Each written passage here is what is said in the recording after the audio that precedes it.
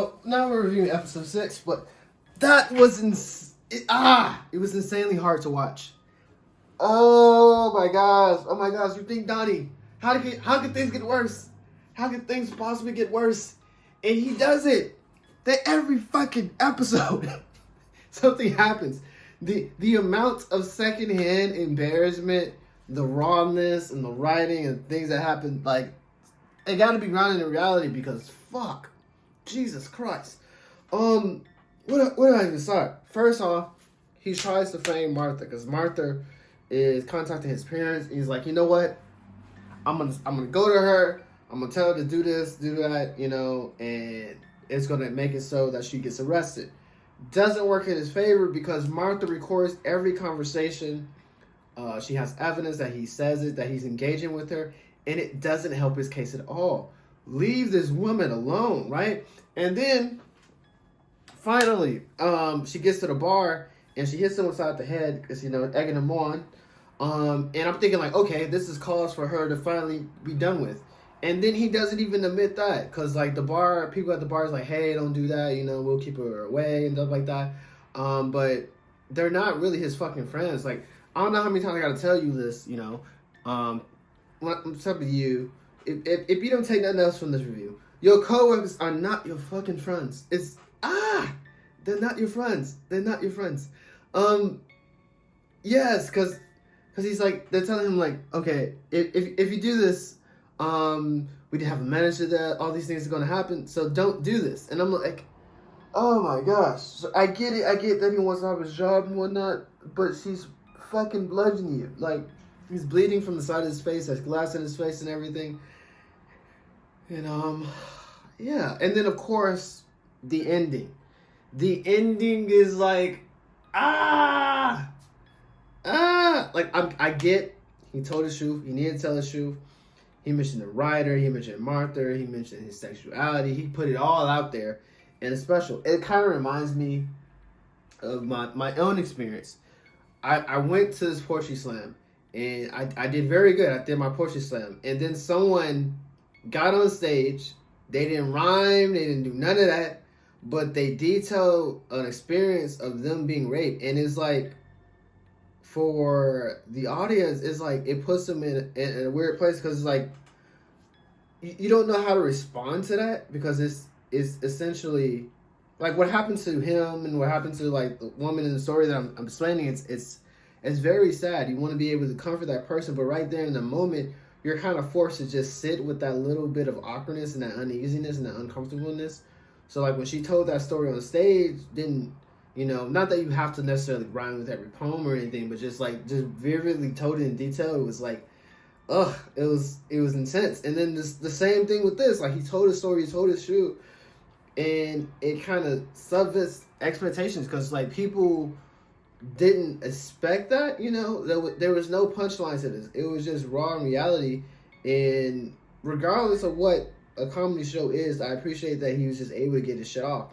Some comedians that also do that is Dave Chappelle. You talk about your Cat Williams and stuff like that, or even your Ryan Davises, is like, they have jokes, but man, dude, sometimes they just need someone to talk to and just get their shit off.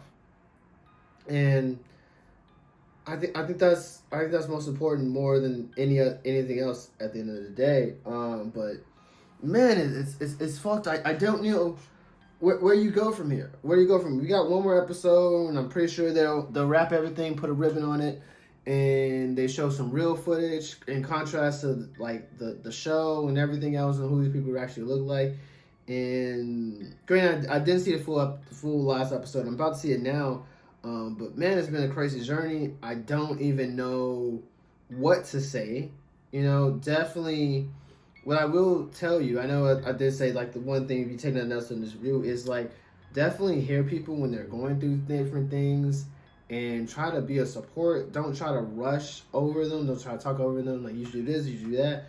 But just let them be able to vent in the whole space, because I feel like there was awful times where Donnie, he would tell an instance or something that happened in front of him, and he gives a little bit of love it, and he try to see how they're going to react to it. And if they don't act accordingly, or they, demonize them, or they make fun of them, or they shorten it or whatever like that, it stops them from revealing. But he also has some work to work on in himself. And I think that was very powerful when he said, I'm addicted to hating myself. And because I hate myself, I believe that I'm worth less. I deserve all the bad things that are happening to me. And I'm enabling people, you know. The raping question, like, I know people, they're always saying grape because they say the R word, but I'm not even fucking popular right now, so I can say rape.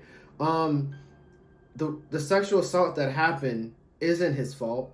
You know, when people are victims of crimes and different things, it's not necessarily their fault. Especially in this instance, it just sucks that we live in a world that people take advantage of the kindness and the naivety that people have, and then to the point of taking advantage of that and then wanting to manipulate it or take it, you know, to their own advantage. Especially when people have aspirations and goals. Like those aspirations and goals and willingness to do anything to achieve those goals is not inherently wrong. It's just that those people in power that know that and then try to take advantage of the situation and make you like, oh, you got to do this sexual favor, oh, you got to do this humiliation with you and stuff like that. That's just fucked. He's wrong. He's a tortured soul. But then at the same time, those things did happen to you. We're not downplaying any of that happened to you, but you still have the onus to protecting the people that are around you. So like he should.